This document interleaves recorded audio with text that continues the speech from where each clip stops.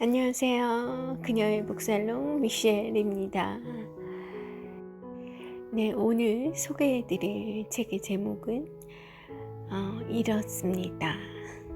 길을 헤매다 만난 나의 북극성. 이름이 참 이쁘지 않나요? 길을 헤매다 만난 나의 북극성. 마사베크라는 여류 작가분이 2001년에 지은 책이세요. 인생의 길로 접어든 느낌이 든다면 이 책은 당신을 위한 책이다 라는 대표 문구가 나와 있습니다. 우리나라 번역본으로는요 21세기 북스에서 2006년에 출간이 되었네요. 이 저자 마사베크님의 사진이 나와 있는데 미소가 되게 시원스러워요. 하버드 대학에서 학사, 석사, 박사 학위하셨고 하버드 비즈니스 스쿨에서 쭉 여러 가지 일과 강연을 해오신 것 같습니다. 강단을 떠난 이후에는 인생 설계, 라이프 디자인이라는 주제의 상담가로 활동을 하셨고요. 고객의 잠재력 실현을 돕는 라이프 디자인 엔터프라이즈를 설립하셔서 세계적인 그런 인생 설계사로 활동 중이시라고 하네요. 벌써 이 책 나온 지가 오래돼서 여전히 생존해 계신지 그 일을 하시고 있는지는 찾아보지 않았습니다만 인생이 되게 충만하실 것 같아요. 본인의 북극성을 그런 라이프 디자인으로 찾으신 그런 저자분이십니다. 길을 헤매다 만난 나의 북극성. 오늘 소개해드릴 책 이외에도 베스트셀러가 여러 편 있으시고요. 아담을 기다리며 여유의 기술, 브레이킹 포인트 이런 제목을 가지고 있어요. 제목이 다 좋은 것 같습니다.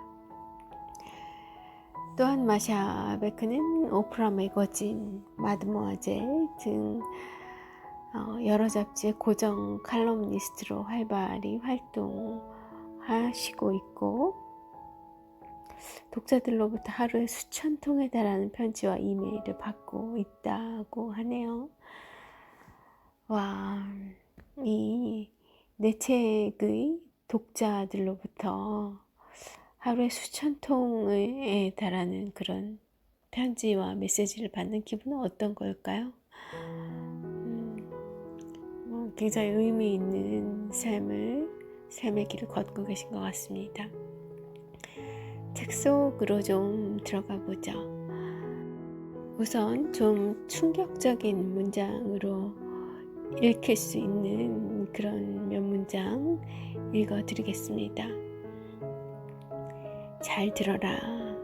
당신의 가족은 당신이 어떻게 북극성에 도달할 수 있는지 알지 못한다. 그들은 당신이 어릴 적에도 몰랐고 지금도 모르며 앞으로도 모를 것이다.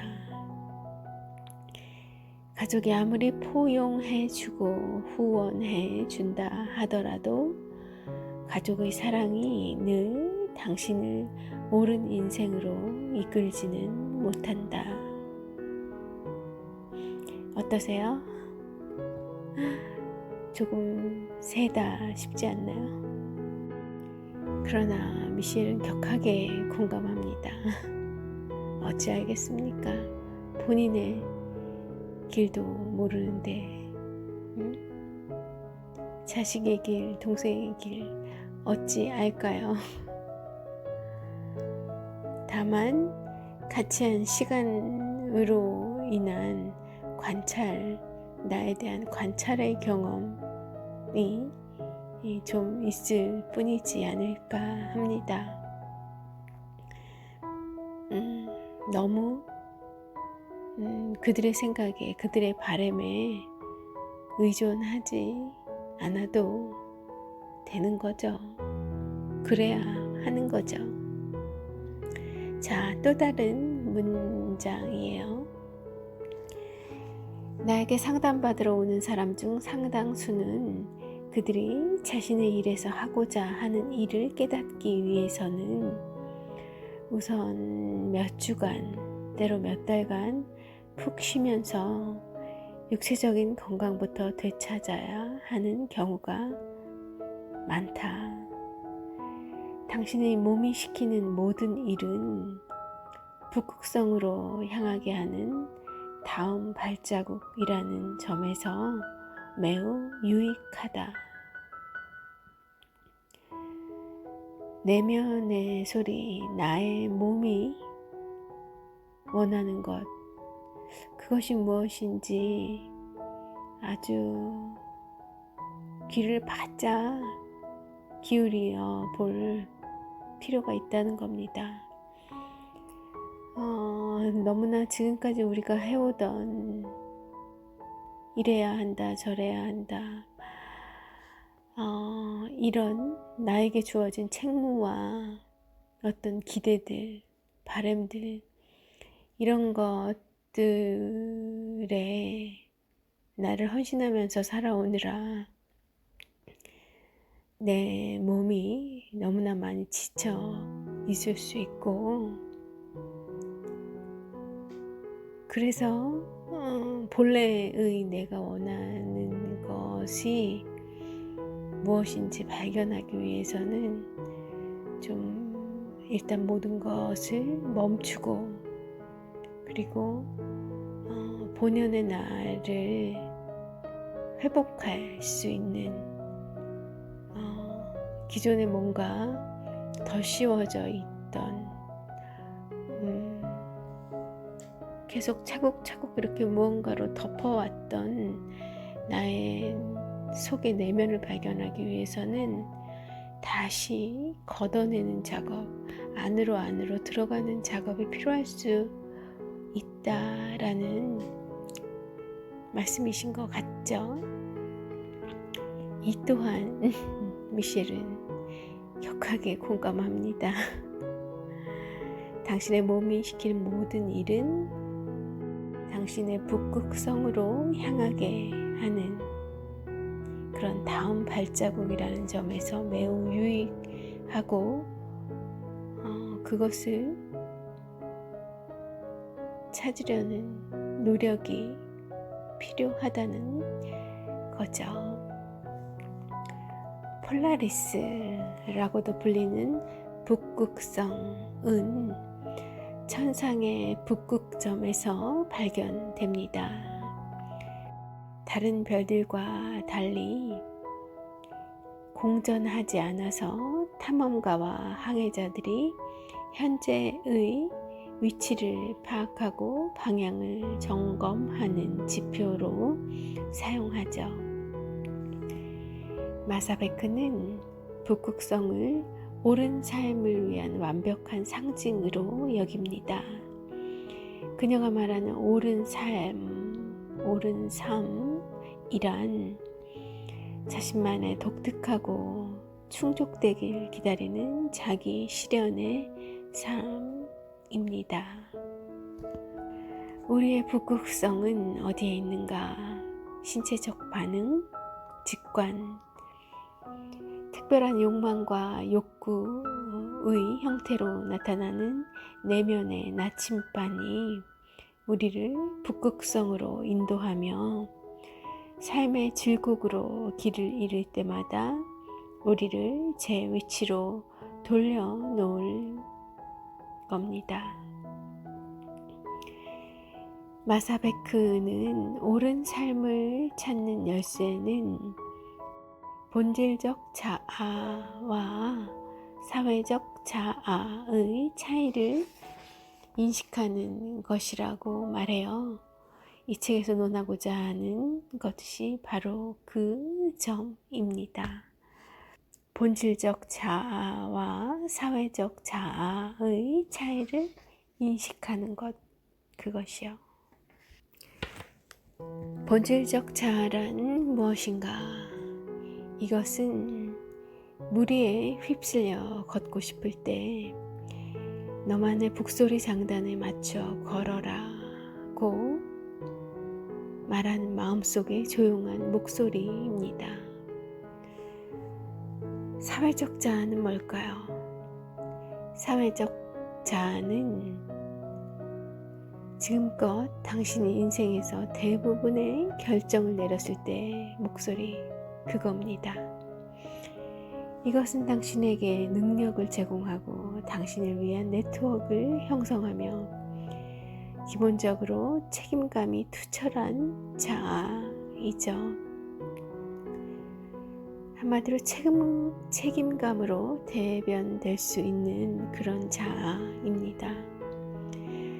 대부분의 사람들은 사회적 자아를 자신의 지배적 자아로 삼죠.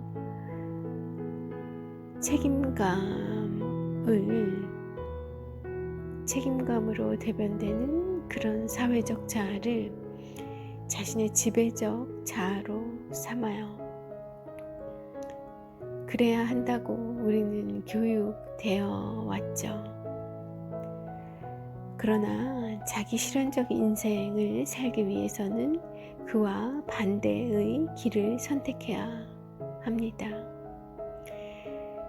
당신은 사회적 자아 대신 본질적 자아를 전면에 내세워서 사회적 자아가 당신이 가고자 하는 길을 가는데 실질적으로 필요한 일을 거들도록 해야 하는 겁니다.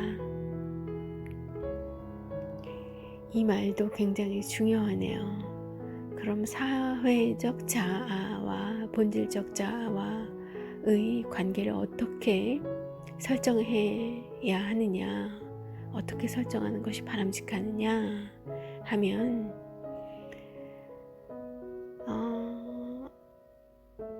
본질적 자아를 전면에 내세우고 사회적 자아가 당신이 가고자 하는 그 길, 본질적 자아가 가고자 하는 그 길을 사회적 자아가 돕도록, 거들도록 실질적 필요한 일들을 행하면서 본질적 자아를 돕도록 설정해야 한다는 거예요. 마사베크는 뭔가 어려운 일을 하는 것이 존중받는 사회적 분위기에 영향을 받아 대학에서 중국어를 전공으로 선택했었다고 합니다. 왠지 훌륭하고 머리 좋은 사람의 학문처럼 보였기 때문이라 해요. 그러나 그녀는 중국어를 몹시 싫어했고요. 중국어는 너무나도 어려웠고요. 급기야는 그녀를 정신적 수렁에 빠뜨렸습니다. 스트레스와 고난의 원인이 되는 일을 하고 있다면 그 일이 얼마나 가치 있는 것으로 여겨지든지 간에 당신이 향해야 할 올바른 방향이 아니라고 마사베크는 단언합니다. 기쁨을 가져다주고 쉽게 생산성이 발휘되는 일을 찾았을 때 동양 철학에서는 이를 무위라고 하죠. 그런 일이야말로 그것이야말로 당신의 북극성에 근접한 것이죠. 저의 경험을 짧게 이야기하면 저는 컴퓨터 공학을 전공했어요. 제가 어려서부터 기계와 친하지 않았었는데 그 당시에 제가 판단하기에는 아주 오래전이지만 왠지 앞으로의 시대는 기계와 친하고 컴퓨터라는 녀석을 잘 알고 잘 다룰 줄 알아야 인생에 도움이 될 것 같더라고요. 그런데 저는 기계치이기 때문에 그것이 저의 숙제로 딱 오지 않는 이상 컴퓨터와는 전혀 친해질 수 없는 타입의 아이라는 걸 그 고3, 고2 무렵에 알고 있었던 거죠. 그래서 그것을 제 전공으로 택해야만 어쩔 수 없이 강제적으로라도 그것을 하지 않을 수 없는 상황으로 저를 몰아 넣어야 한다는 그런 위기감이랄지, 그래야만 한다라는 그런 본능이 일었어요. 그래서 컴퓨터 공학을 택했는데 워낙 기계치이고 기계랑 가깝지 않은 성향의 아이였기 때문에, 그런 사람이었기 때문에 대학에 입학해서 너무 재미가 없었어요. 그리고 저의 그 대부분의 동기들은 다 남자 학생들이었는데 이 친구들은 워낙 기계랑 친하고 컴퓨터랑 워낙 그 중고등학교 때부터 친했던 친구들이 많더라고요. 특히나 뭐 지방에서 온 친구도 그런 친구들이 많았고, 서울에서 온 친구들은 뭐 말할 것도 없었고요. 저는 거의 대학교에 가면서 비로소 컴퓨터를 사게 되고 컴퓨터라는 걸 제대로 인사하는 것 자체가 대학에 입학하면서부터였던 것 같은데, 이 친구들은 벌써 어려서부터 뭐 엄청난 친분을 가지고 있더라고요. 그것에 한번 좌절을 느끼고, 또 내용도 제가 따라가기 어려운 내용이었고 익숙지 않고 낯설고 재미도 없고, 그래서 방황을 많이 했더랬습니다. 그래서 중간에 당시에는 좀 휴학하는 게 붐이기도 하긴 했었습니다만, 한 1년간 쉬면서 이 길이 나의 길이 맞나 다시 한번 점검하고 그런 시간도 갖다가, 제 경우에는 다행히 그 컴퓨터 공학 그쪽 분야에서도 저의 이 특성과 이 재능을 좀 발휘할 수 있는 그런 분야를 찾고 만나게 됐어요. 그 덕분에 그 전공을 계속 고수할 수 있었긴 합니다만, 어쨌든 그 길은 이 고민의 기간들을 통해서 프로그래밍 자체는 나의 길이 좀 아닌 것 같다. 나는 그 일이 아닌 다른 걸 좀 지향해야겠다 하는 그 안에서의 저의 경로를 좀 일찌감치 세팅을 했었던 것 같아요. 제 전공하는 그런 같은 전공자들의 기준에 비추어서 봤을 때는 그 안에서 조금 소수가 걷는 길을 택하게 좀 그렇게 범위를 좁혀가기 시작했었던 거죠. 저에게는 제 친구들이 그렇게 재미있어하고 흥미있어하고 쉽다고 생각되던 그 프로그래밍이 너무 재미없고 어렵고 하기가 싫었어요. 그게 핵심적인 원인이었습니다. 굉장히 멋있어 보이지만 나의 길은 아니다라는 선택을 결정을 내렸던 거고요. 그 이후로도 그런 선택에 의한 좌절과 실현의 과정들은 지금까지도 계속이 되어 오고 있는 것 같아요. 20 22, 3년 이렇게 지나면서도 계속 그 과정의 연속입니다만, 그러나 저는 제 결정에, 저의 길에 감사하고 만족을 하고 있는 편이에요. 현재까지는 그렇고, 이제 또 앞으로 가야 할 길들이 더 중요한 선택으로 남아있긴 합니다만, 이 마샤베크가 이야기하는 그 스트레스와 고난의 원인이 되는 일, 그런 일이라면 그 올바른 방향이 아니라는 이 마샤베크의 의견에 저는 전적으로 공감을 합니다. 기쁨을 가져다주고, 그리고 나의 생산성이 발휘될 수 있는 그런 일이야말로 나의 북극성이 될 수 있다. 그것이 나의 북극성일 수 있다. 혹은 북극성과 가까운 지점에 있는 일일 수 있다. 라는 그녀의 의견에 격하게 동의합니다.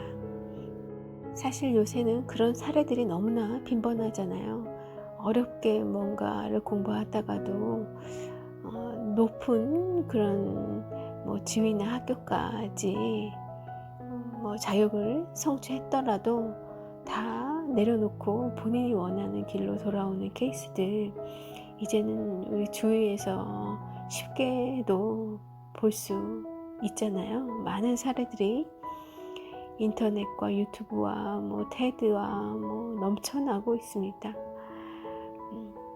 그리고 요새 젊은 친구들을 보면 이미 그런 과정들을 다 거르고 거쳐서 온 것 같아요. 오히려 어렸을 때 그런 경험을 하지 못한 중년 이상의 분들이 조금 안타까운 인생을 계속 걷고 있지 않은가, 그런 생각이 들고요. 과거에는 사회적 재화를 비롯한 복종적이고 수능적인 행동을 통해 경제적 이익을 얻을 수 있는 일을 사람들이 선호했습니다. 그래서 사람들은 늘 커다란 기계의 부속품처럼 행동했죠. 그러나 21세기는 달라졌습니다. 자신만의 독특한 개성과 능력, 성과를 보이는 인간에게 실질적인 돈도 따릅니다. 한 사람의 심오한 본질적 자아로부터 발생되는 독특함은 공동체와 결코 이질적인 것이 아닙니다. 4차 산업의 혁명, 그리고 로봇과 AI와 같이 살아가야 하는 앞으로의 세계에서도 이 마샤베크의 의견, 주장은 오히려 더 그 유효성을 더욱 크게 입증받을 수 있을 것으로 생각되어요. 제임스 힐먼이라는 또 다른 작가는 영혼의 코드라는 책에서 본질적 자아가 정령 또는 영혼의 이미지와 비슷하다고 언급합니다.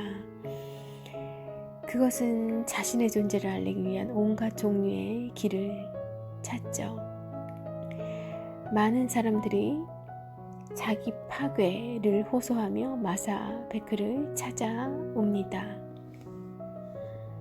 잘 봤어야 하는 시험이나 면접에서 연거푸 낙방하는데 그 이유를 통 모르겠다는 거였어요.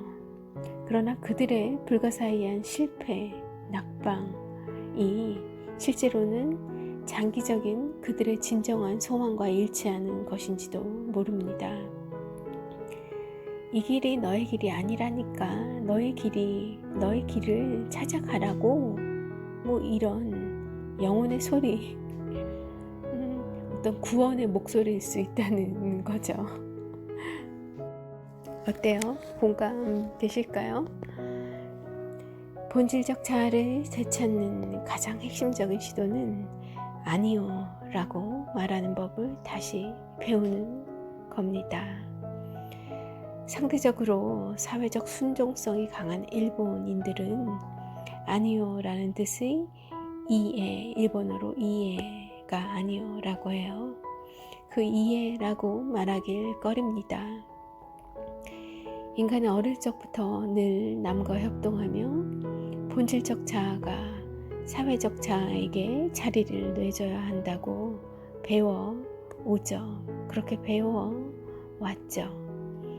그러나 우리에 갇힌 호랑이가 자신의 소중한 영역을 침범당할 때 맹렬히 공격을 퍼붓듯이 인간의 본질적 자아도 아니요 라고 솔직히 말하며 자신의 경계를 명확히 밝힐 수 있도록 허용해야 합니다. 그렇게 나의 존엄성을, 나의 선택에 존중을 요구해야 한다는 겁니다. 그렇지 않으면 늘 남에게 좋은 사람으로 비춰져야 한다는 그 강박으로 인해 심각한 신경증을 겪을 거고요. 나의 북극성과 계속 멀어질 거라는 겁니다. 인간의 육체와 뇌는 다행히도 자신의 본질적 자아가 무시되는 순간 질병과 건망증, 무차별적 적대감, 무기력, 무의식적 실현, 중독 등을 통해 우리에게 알려줍니다. 이 길이 아니야 라고 알려준다는 거예요. 그러므로 당신의 육체에 귀를 기울이라고 마샤베크는 이야기합니다. 그와 반대로 북극성과 함께하는 인생, 북극성과 가까워진 그 북극성을 마주하고 있는 당신의 인생은 당신이 어렸을 적 누렸던 순수한 생명력을 되찾아 줍니다. 다시금 자신을 사랑하고 매사를 어렵지 않게 여기며 건강에 더욱 관심을 쏟고 세상의 모든 것에 마음을 열게 되죠. 가까운 사람들의 눈에는 진정한 목표를 추구하는 당신의 노력이 때로 이기적으로 보여질 수도 있습니다. 하지만 그들처럼 진정한 목표를 묻어두고 책임감에만 파묻혀서 사는 그 삶이 더 낫다고 말할 수 있겠는가? 라고 마샤베크는 우리에게 묻고 있어요. 그런 측면으로 저는 제가 되찾아야 할 것들을 좀 더 열심히 되찾아서 마샤베크가 이야기하는 그 어렸을 적에 누렸던 순수한 생명력을 되찾아 보려고 해요. 올해 가을, 겨울, 내년 봄을 거치면서 조금 더 찾고 저의 북극성에 가까워지려는 노력을 미셸도 조금 더 열심히 해보려고 합니다. 임신, 퇴직, 휴직 같은 심각한 변화로 고민할 때마다 다른 사람들이 나를 바보로 여기면 어쩌나, 모든 사람들이 나를 싫어하면 어쩌나 하는 걱정을 흔히들 하죠.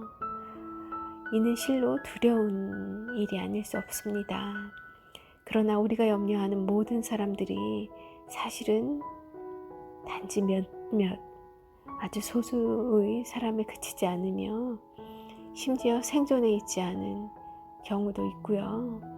대부분의 사람들은 나에게 관심이 없어요. 다 자기 살기 바빠요. 그러니 그런 생각들에 나의 걸음을 망설일 이유가 1도 없습니다. 0도 없어요. 심리학에서는 그들을 일반화된 타자라고 부릅니다.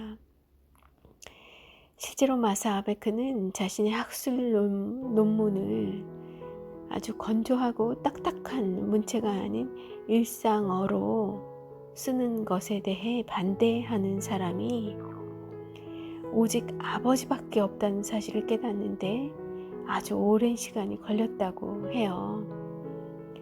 아버지라고 하면 그녀에게 얼마나 영향력이 컸겠어요. 그래서 그녀는 학술 논문을 우리가 늘 그래왔던 그냥 사회적으로 통용되는 대로 아주 건조하고 딱딱한 문체로 써왔던 겁니다. 지식인들은 그런 생각에 갇혀 있어요. 그러니 그 지식이 널리 퍼져야 하는데 대중에게 널리 읽힐 수가 있나요? 없죠. 그렇게 우리 삶에 영향을 미치지 않는 지식 저작을 해서 무엇합니까? 나름의 이유와 가치는 있을지 모르겠습니다만, 그렇지만 성경이, 불교 경전이, 이슬람의 경전 코란이 의미 있는 것은 그것이 많은 신도들에게 읽혔기 때문에 그 파급력과 그리고 그 신도들의 삶을 보다 높은 차원으로 그리고 보다 평안한 삶으로 인도할 수 있었던 거예요. 그런 것처럼 지식이 연구소 안에만, 실험실 안에만 갇혀 있다고 하면 안타까운 일이죠. 그런데 그걸 고수하게 했던 사람들이 결국은 나랑 가장 가까웠던 그 아버지였거나, 그리고 그 같은 연구를 하는 그 계통에 있는 그런 학자들이라는 겁니다. 그런데 마샤베크는 그걸 좀 깨고 싶었던 거죠. 그런데 그 탈권위화 하는 것에 대한 우려를 아버지가 조금 가지고 계셨던 것 같고요. 이건 마샤베크의 얘기지만, 사례이지만 우리 각자가 이런 사례들, 나의 어떤 시도, 어떤 나의 본능에 따름, 이것을 저지하는 나의 어떤 고유한 아이디어를 실현하게, 한 걸음 떼게 하는 것을 주저하게 만드는 그런 난감한 장애물들, 우리는 살면서 무수하게 만나죠. 그런데 그 장애물에 대해 이것이 정말 장애인가, 누구를 위한 장애인가, 무엇을 위한 장애인가, 한 번 더 생각해 볼 필요들이 있다는 생각이 들어요. 모든 일에는 수백만 가지의 시각이 존재한다는 사실을 받아들이면 더 이상 공상 속의 모든 사람들의 시선에 얽매이지 않으며 내가 옳다고 느끼는 모든 일을 자유롭게 추구할 수 있습니다. 마사베크의 말을 기억하세요. 사회적 자아는 비록 환상일지라도 모든 위험 요소를 피해가도록 프로그램되어 있다는 것을요. 본질적 자아를 통해 꿈을 꾸면 당신은 두려움과 그 사회적 자아가 두려워하는 그 당신의 두려움과의 새롭고 긍정적인 관계를 발전시켜 나갈 수 있을 겁니다. 자, 마무리하는 글들 좀 읽어볼게요. 길을 헤매다 만난 나의 북극성. 이 책은 아름다움을 감상하는 법에서부터 그것에서부터 좀 더 너그러워지고 만족스러운 상황에서도 변화를 추구하고 나와 다른 사람의 두려움을 진단하고 몹시 슬퍼하고 미움과 분노를 표현하고 직관에 따르는 법, 이것에 이르기까지 원서로 380여 쪽에 달하는 광범위한 지혜를 제공해 주고 있다고 해요. 이 책, 이 이름도 이쁜 이 길을 헤매다 만난 나의 북극성 추천드리옵니다. 지혜를 우주의 지혜를 담고 있지 않나 싶어요.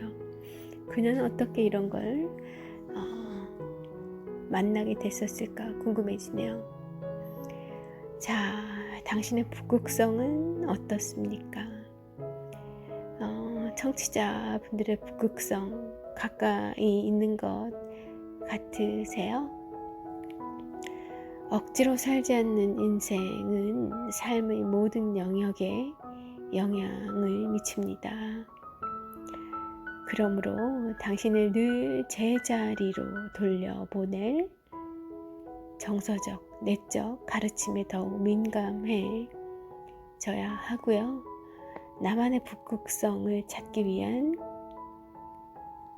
그런 노력, 그리고 당신의 그 껍데기, 당신이 지금까지 많이 덧입고 덧입어왔던 그 껍데기에서 벗어나도록, 그것을 하나씩 벗어 던지도록 노력해야 할 것 같아요. 그럴 수 있는 실천적 방법들을 이 책 길을 헤매다 만난 나의 북극성에서 만나실 수 있을 것 같네요. 저는 사실 이 책을 다 읽어보진 않았습니다. 그리고 오늘 낭독해드린 이 책에 대한 소개 글은요, 내 인생에 탐나는 자기계발 50권이라는 톰 버틀러 보던지가 지은 그 책 속에 이 책을 아주 강력하게 추천하고 있어서 그 부분을 좀 간추려서 읽어드렸어요. 길을 헤매다 만난 나의 북극성이었습니다.